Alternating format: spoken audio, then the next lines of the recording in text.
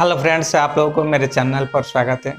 Friends, आज हम लोग एक बहादुर लड़की जिनका एक्सीडेंट हुआ, पैर टूट गया और एक पैर कट गया, फिर भी उन्होंने कैसे हिम्मत करके एवरेस्ट की टॉप को छुआ, ऐसे उनके बारे में जानेंगे। जिनका नाम है अरुणिमा सिन्हा, जो एक बहुत बहादुर थे क्योंकि पैर नहीं था फिर भी उन्होंने एवरेस्ट सबमिट किया। तो आइए उनके बारे में जानेंगे। वो 2011 में उनका एक एक्सीडेंट हुआ। वो ट्रेन में चल रहे थे, कुछ गुंडों ने उन्हें उठाकर बाहर फेंक दिया।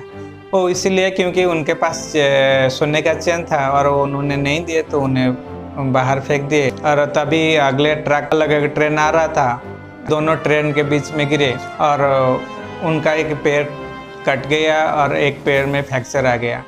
वो हड्डियाँ टूट गया। रात का समय था इसलिए कोई उन्हें देख नहीं पाए।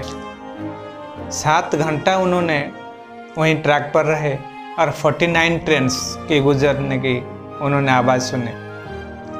सेंस था, सेंसलेस नहीं हुए थे, सब कुछ मालूम था उन्हें। चूहा और चिंटिया उनके पैर को काट रहे थे, वो महसूस कर रहे थे कितना दर्दनाक होता है जब चूहा और चिंटिया काटते थे। कट गया, एक तो पैर कट गया है, दूसरे ऐसे दर्दनाक समय में चूहा और चिंटिया उनके पैर को काट रहे थे।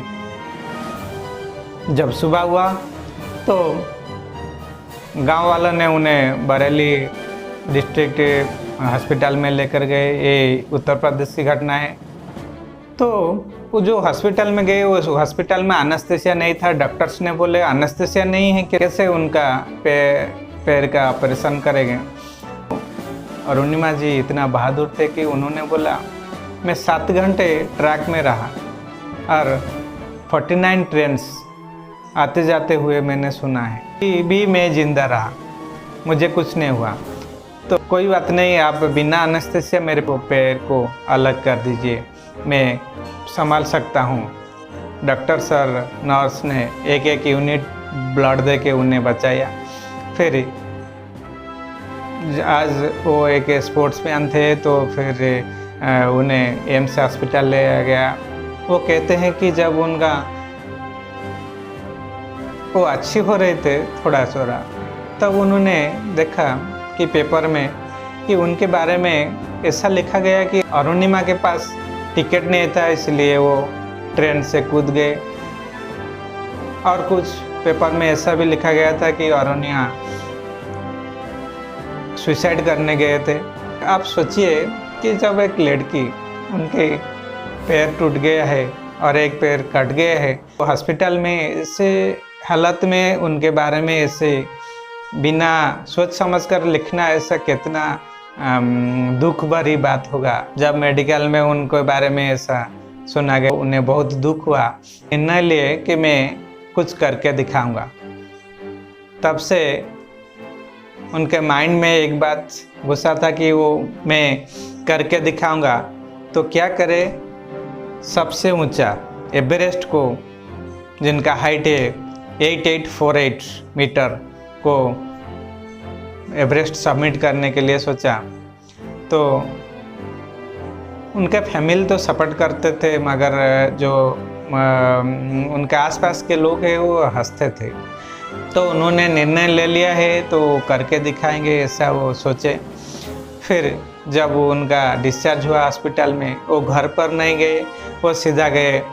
बचेंद्री मैम थे उनके पास गए, जो एवरेस्ट पहले से ही एवरेस्ट सबमिट करते थे, उनका एक्सपीरियंस था। उन्हें बोले कि मैं एवरेस्ट सबमिट करना चाहता हूँ।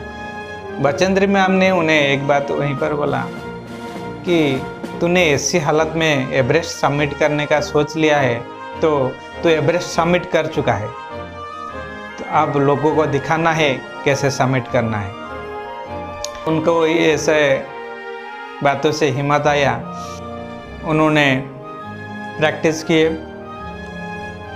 जब पैर नहीं होता तो चलने में कितना दर्द होता है, जिसका पैर नहीं वो जानता है। जो नॉर्मल लोग जो थे 2-3 मिनट में जो रास्ते को पार करते थे, वहीं पर अरुणिमा जी ने 1-1 घंटे लगाए थे पहले। फिर उन्होंने अगले 8 महीने में करके दिखाया कि उनके पहले वो पहुंच गए। एक्सीडेंट से 1.5 साल के अंदर उन्होंने एवरेस्ट को समिट किए। वो बोलते थे कितना कष्ट था उनके लिए एवरेस्ट समिट करना, उनका पैर नहीं था फिर भी उन्होंने एवरेस्ट समिट किया। वो एक बात बोलते थे कि हैंडीकैप्ड शरीर से होता है, दिमाग से नहीं। अगर हमारा दिमाग